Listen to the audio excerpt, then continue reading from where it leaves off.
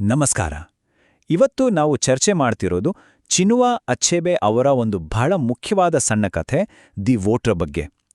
ರಾಜಕೀಯ, ಅಧಿಕಾರ, ನಿಷ್ಠೆ ಮತ್ತು ಕೇವಲ ಒಂದೇ ಒಂದು ವೋಟ್ನ ಬೆಲೆ, ಈ ಎಲ್ಲದರ ಬಗ್ಗೆ ಈ ಕಥೆ ನಮಗೆ ಏನ್ ಹೇಳುತ್ತೆ? ಬನ್ನಿ, ಇದನ್ನ ಒಟ್ಟಿಗೆ ಸೇರಿ ಆಳವಾಗಿ ಅರ್ಥ ಮಾಡ್ಕೊಳ್ಳೋಣ. ಸರಿ, ಈ ಕಥೆಯನ್ನ ನಾವು ಹೇಗೆ ಅರ್ಥ ಮಾಡ್ಕೊಳ್ಳೋಣ ಅಂತ ನೋಡೋದಾದ್ರೆ ಮೊದಲು ಉಮೋಫಿಯಾದಲ್ಲಿ ನಡೆಯೋ ಚುನಾವಣೆ ಬಗ್ಗೆ ತಿಳ್ಕೊಳ್ಳೋಣ. ಆಮೇಲೆ ಕಥೆಯ ಮುಖ್ಯ ಪಾತ್ರಗಳಾದ ರಾಜಕಾರಣಿ ಮಾರ್ಕಸ್ ಇಬೆ ಮತ್ತು ಅವರ ಕ್ಯಾಂಪೇನ್ ಮ್ಯಾನೇಜರ್ ರೂಫಸ್ ಓಕೆಕೆ ಬಗ್ಗೆ ಮಾತಾಡೋಣ. ಕತೆ ಮುಂದುವರೆದಂತೆ ನಿಷ್ಠೆಯ ಬಿಕ್ಕಟ್ಟು ಹೇಗೆ ಶುರುವಾಗುತ್ತೆ, ನಿರ್ಣಾಯಕ ಮತದಾನದ ದಿನ ಏನಾಗುತ್ತೆ ಮತ್ತು ಕೊನೆಗೆ ಭ್ರಷ್ಟಾಚಾರದ ಕರಾಳ ಮುಖ ಹೇಗೆ ಅನಾವರಣಗೊಳ್ಳುತ್ತೆ ಅನ್ನೋದನ್ನ ನೋಡೋಣ. ಕತೆ ಶುರುವಾಗೋದು ನೈಜೀರಿಯಾದ ಉಮೋಫಿಯಾ ಅನ್ನೋ ಒಂದು ಕಾಲ್ಪನಿಕ ಹಳ್ಳಿಯಲ್ಲೇ. ಆ ಕಾಲ ಹೇಗಿತ್ತು ಅಂದ್ರೆ ದೇಶಕ್ಕೆ ಆಗತಾನೆ ಸ್ವಾತಂತ್ರ್ಯ ಸಿಕ್ಕಿತ್ತು. ಅಲ್ಲಿನ ಇಗ್ಬೋ ಜನಾಂಗದವರು ಪ್ರಜಾಪ್ರಭುತ್ವದ ಹೊಸ ಜಗತ್ತಿಗೆ ಕಾಲಿಡ್ತಾ ಇದ್ರು.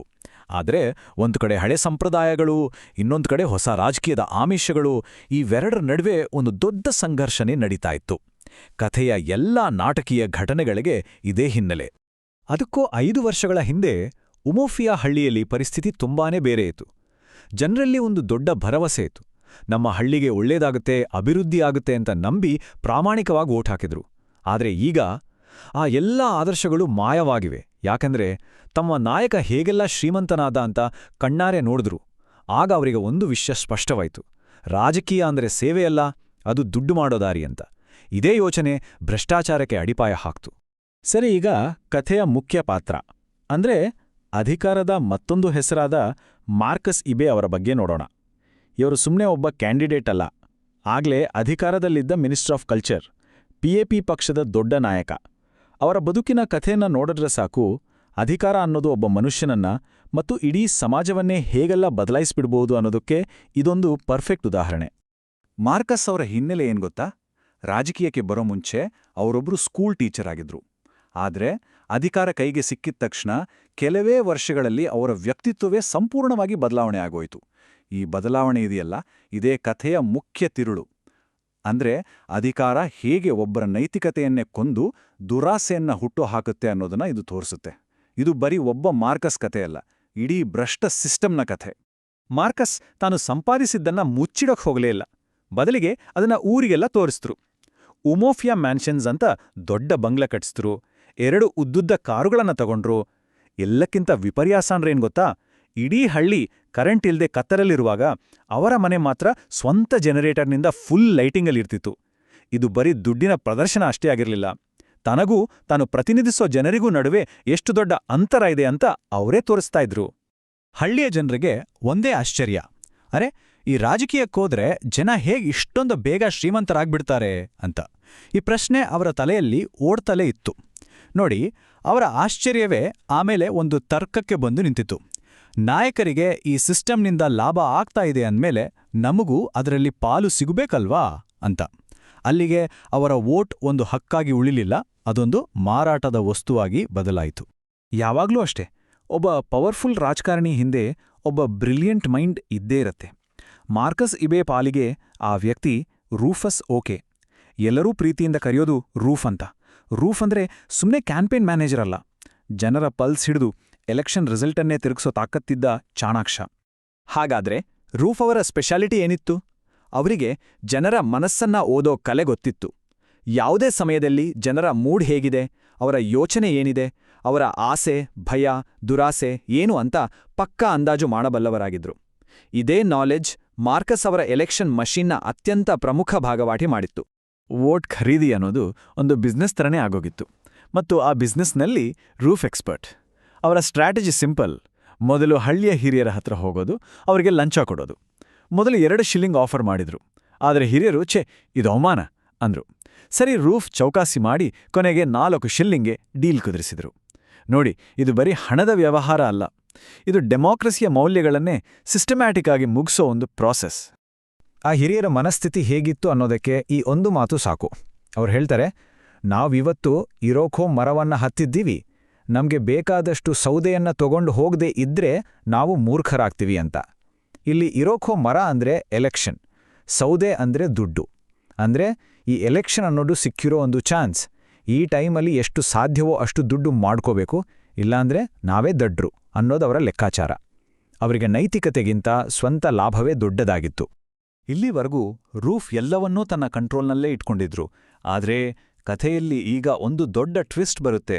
ವಿರೋಧ ಪಕ್ಷ ಅಂದ್ರೆ ಪ್ರೋಗ್ರೆಸಿವ್ ಆರ್ಗನೈಸೇಷನ್ ಪಾರ್ಟಿ ಅಥವಾ POP ಸೀನ್ಗೆ ಎಂಟ್ರಿ ಕೊಡುತ್ತೆ. ಅವರ ಎಂಟ್ರಿಯಿಂದ ರೂಫ್ ಅವರ ನಿಷ್ಠೆ ಮತ್ತು ಬುದ್ಧಿವಂತಿಕೆ ಎರಡೂ ಒಂದು ದೊಡ್ಡ ಪರೀಕ್ಷೆಗೆ ಒಳಪಡುತ್ತೆ. ವಿರೋಧ ಪಕ್ಷ ಕೊಟ್ಟ ಆಫರ್ ಇದೆಯಲ್ಲ, ಅದು ಸಣ್ಣದೇನೂ ಆಗಿರ್ಲಿಲ್ಲ. ರೂಫ್ ಅವರ ಒಂದೇ ಒಂದು ವೋಟಿಗೆ ಬರೋಬ್ಬರಿ 5 ಪೌಂಡ್. ಯೋಚನೆ ಮಾಡಿ, ಹಿರಿಯರಿಗೆ ಕೊಟ್ಟಿದ್ದು ಬರೀ ಶಿಲ್ಲಿಂಗ್ಗಳಲ್ಲಿ, ಅದೇ ಇಲ್ಲಿ 5 ಪೌಂಡ್. ಆ ಕಾಲದಲ್ಲಿ 5 ಪೌಂಡ್ ಅಂದ್ರೆ ಒಬ್ಬ ಸಾಮಾನ್ಯ ವ್ಯಕ್ತಿಯ ತಿಂಗಳುಗಟ್ಲೆ ದುಡಿಮೆ. ಇಂಥ ದೊಡ್ಡ ಮೊತ್ತ ರೂಫ್ ಅವರ ನೈತಿಕತೆಯನ್ನೇ ಅಲುಗಾಡಿಸ್ಬಿಡ್ತು. ಆದ್ರೆ ಇದು ಬರೀ ದುಡ್ಡಿನ ವಿಷಯ ಆಗಿರ್ಲಿಲ್ಲ. ವಿರೋಧ ಪಕ್ಷದವರು ಇನ್ನೊಂದು ಹೆಜ್ಜೆ ಮುಂದೆ ಹೋದ್ರು. ಅವರು ರೂಫ್ ಕೈಯಲ್ಲಿ ಅನ್ನೋ ಸ್ಥಳೀಯ ಬಹಳ ಭಯಾನಕ ದೇವತೆಯ ಮೇಲೆ ಆಣೆ ಮಾಡಿಸಿದ್ರು. ಈಗ ನೋಡಿ, ಇದು ಬರೀ ರಾಜಕೀಯ ನಿಷ್ಠೆಯ ಪ್ರಶ್ನೆ ಉಳಿಲಿಲ್ಲ. ಇದು ಅವರ ನಂಬಿಕೆ, ಅವರ ಪ್ರಾಣದ ಪ್ರಶ್ನೆಯಾಗ್ಬಿಡ್ತು. ಈ ಆಣೆ ರೂಫ್ ಅವರನ್ನ ಪೂರ್ತಿಯಾಗಿ ಬಲಗೆ ಬೀಳಿಸಿತ್ತು. ರೂಫ್ ಅವರ ಪರಿಸ್ಥಿತಿ ಈಗ ಹೇಗಾಗಿತ್ತು ಅಂದ್ರೆ, ಅವರು ಎರಡಾಗಿ ಸೀಳಿ ಹೋಗಿದ್ರು. ಒಂದು ಕಡೆ ಇಷ್ಟು ವರ್ಷ ತನಗೆ ಅನ್ನ ಹಾಕಿದ್ದ ಮಾರ್ಕಸ್ ಇಬೇಗೆ ಇರೋ ನಿಷ್ಠೆ, ಮತ್ತೊಂದು ಕಡೆ ಆಣೆ ಮುರಿದ್ರೆ ತನ್ನ ಸರ್ವನಾಶವೇ ಆಗುತ್ತೆ ಅನ್ನೋ ಈ ದೇವತೆಯ ಭಯ. ಇದು ಸುಮ್ಮನೆ ಒಂದು ಆಯ್ಕೆ ಆಗಿರಲಿಲ್ಲ, ಇದು ಅವರ ಅಸ್ತಿತ್ವಕ್ಕೆ ಬಂದೊದಗಿದ ಒಂದು ದೊಡ್ಡ ಬಿಕ್ಕಟ್ಟು. ಸರಿ, ಈಗ ಕತೆ ಕ್ಲೈಮ್ಯಾಕ್ಸ್ಗೆ ಬಂದಿದೆ. ಎಲೆಕ್ಷನ್ ದಿನ. ಒಂದು ಕಡೆ ತಪ್ಪಿತಸ್ಥ ಭಾವನೆ, ಇನ್ನೊಂದು ಕಡೆ ಭಯ. ಈ ಎಲ್ಲ ಗೊಂದಲಗಳ ಜೊತೆ ರೂಫ್ ವೋಟ್ ಹಾಕೋಕೆ ಮತಗಟ್ಟೆಯೊಳಗೆ ಹೋಗ್ತಾರೆ. ಅವರು ಒಳಗಡೆ ಏನ್ ಮಾಡ್ತಾರೆ ಅನ್ನೋದ್ರ ಮೇಲೆ ಕತೆಯ ಮುಂದಿನ ಗತಿ ನಿಂತಿತ್ತು.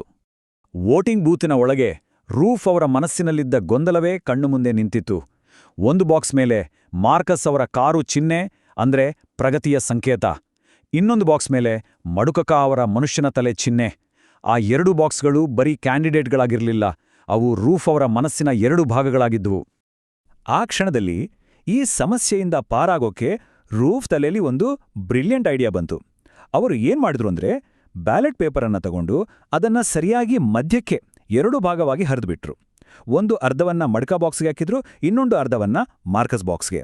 ಅವರ ಲೆಕ್ಕದಲ್ಲಿ ಇಬ್ಬರಿಗೂ ಮೋಸ ಮಾಡಲಿಲ್ಲ, ನಿಷ್ಠೆಯನ್ನು ಉಳಿಸ್ಕೊಂಡ್ರು, ಆಣೆಯನ್ನು ಪಾಲಿಸಿದ್ರು ಅಂತ. ಆದ್ರೆ ಇದು ನಿಜವಾಗ್ಲೂ ಒಂದು ಪರಿಹಾರನಾ? ಇದರ ರಿಸಲ್ಟ್ ಏನಾಯ್ತು?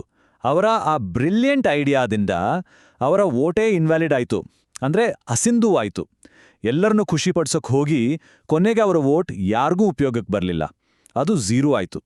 ಇದು ಬರೀ ಟೆಕ್ನಿಕಲ್ ಎರರ್ ಅಲ್ಲ, ಭ್ರಷ್ಟಾಚಾರದಿಂದ ಶುರುವಾದ ಗೊಂದಲದ ಕೊನೆ ಹೀಗೇ ಆಗೋದು. ಇದೇ ಕತೆಯ ಅತಿ ದೊಡ್ಡ ವ್ಯಂಗ್ಯ.